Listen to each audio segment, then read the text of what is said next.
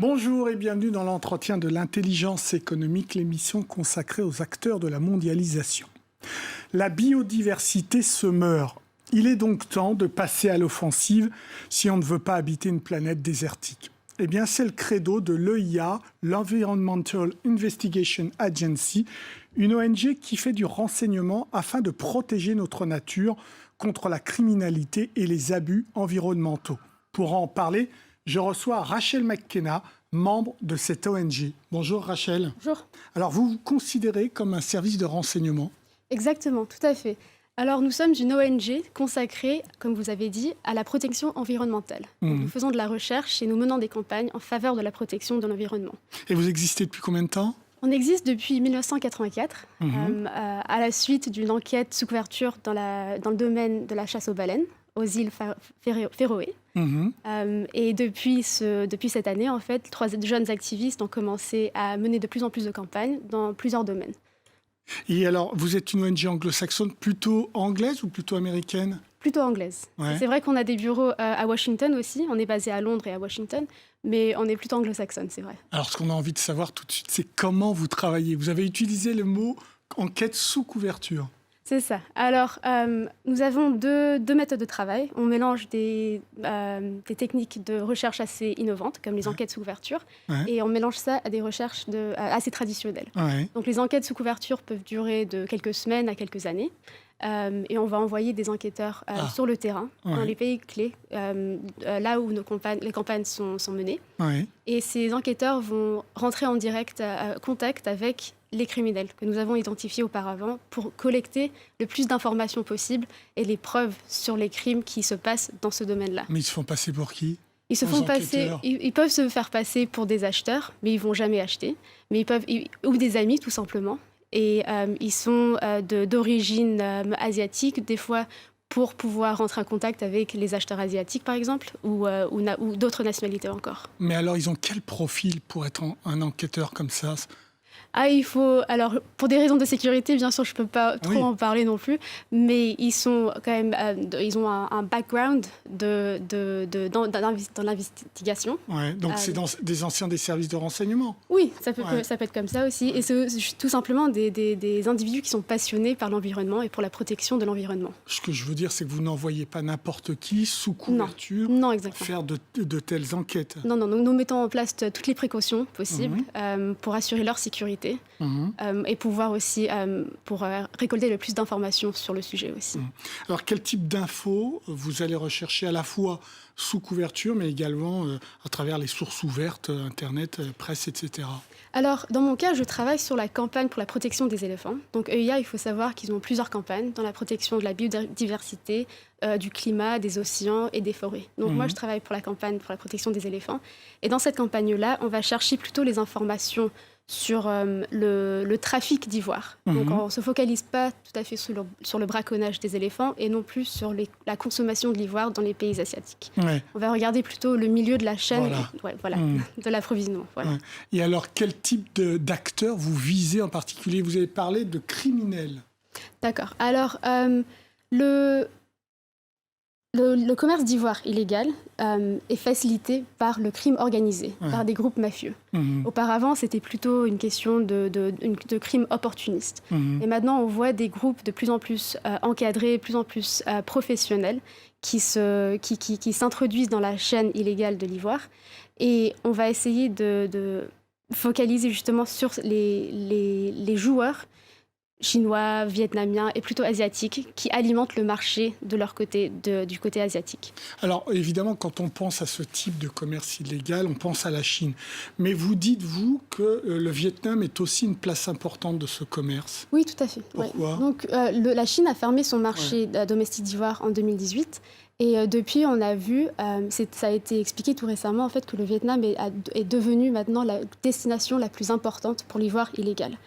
Donc, il faut savoir que l'Asie de l'Est et du Sud-Est restent quand même les destinations les plus importantes pour l'ivoire et pour d'autres produits illégaux d'espèces en voie de disparition. C'est là où il y a une importance culturelle, historique qui est attachée à ces produits. Et c'est là où ces produits-là sont convoités le plus. Alors, vous semblez dire dans vos enquêtes que la Chine a fait des progrès, mais pas le Vietnam dans ce cas. Voilà, donc une préoccupation clé de la campagne pour la protection des éléphants, c'est essayer de tenir pour responsable le gouvernement vietnamien pour son inaction dans la protection environnementale. Donc à la fin de l'année dernière, on avait publié un rapport public sur l'implication d'un syndicat criminel vietnamien dans le braconnage, dans le trafic d'ivoire et d'autres produits, comme la corne de rhinocéros, à travers le monde. Et on a partagé ces informations avec le gouvernement vietnamien et jusqu'à aujourd'hui, on n'a pas vu de progrès. Ce groupe-là, ils agissent toujours, ils sont toujours en opération. Est-ce que ce groupe peut agir sans un appui de la part de membres du gouvernement vietnamien ? C'est vrai que la corruption est toujours là. La corruption facilite cette chaîne illégale. Donc, pour l'instant, on ne sait pas exactement quels sont les liens, mais dans un premier temps, on essaye d'essayer de faciliter une réponse des autorités vietnamiennes ou même des organisations internationales pour pouvoir pousser le Vietnam à faire plus d'efforts dans ce domaine. Est-ce que vos enquêtes vont montrer qu'en effet, il y a des soutiens, voire une collaboration, une complicité de membres du gouvernement ? Oui, éventuellement. Donc, à présent, nous n'avons pas encore trouvé ces preuves-là. Mais vous cherchez. Mais on cherche. On est ouvert à toutes sortes de preuves pour pouvoir construire un cas plus solide, pour pouvoir montrer vraiment qu'il y a un problème et pour pouvoir vraiment mener et diriger les autorités à répondre à ce problème. Alors, vous enquêtez aussi en Afrique, je suppose que c'est une des origines de l'ivoire, alors qu'on voit apparaître, c'est assez surprenant, un certain nombre de pays africains qui demandent de relancer officiellement le commerce de l'ivoire. Oui, donc le commerce d'ivoire a été interdit en 1989 par la CITES. Et la CITES, c'est une convention internationale de protection des... Et depuis cette interdiction, on a vu exister deux camps différents. Donc il y a une petite minorité de pays d'Afrique australe qui essayent de relancer le commerce d'ivoire depuis quelques années. C'est rien de nouveau, ils essayent, ils retentent. Et c'est vrai que ces pays-là, ils ont une population d'éléphants assez importante. Oui, mais toujours protégés, on est d'accord. Toujours protégés. Mais c'est ça, le problème, c'est qu'en fait, le dernier recensement de la population régionale des éléphants a eu lieu en 2016. Donc c'est quand même un jeu très risqué de rouvrir le marché sans savoir le statut et la stabilité de ces populations-là. Oui. C'est en complicité avec un certain nombre d'autres pays qui aimeraient bien recevoir cet ivoire, parce que pourquoi tout à coup certain nombre de pays africains demanderaient à réouvrir ce marché ? Je crois qu'il y a le Zimbabwe, la Namibie, le Botswana et la Zambie. La Zambie aussi, exactement.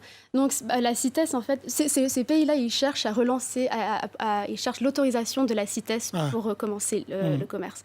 Et la CITES doit, si elle veut laisser ces pays-là recommencer à commercialiser l'ivoire, il faut qu'ils trouvent aussi des partenaires avec lesquels ils peuvent faire commerce.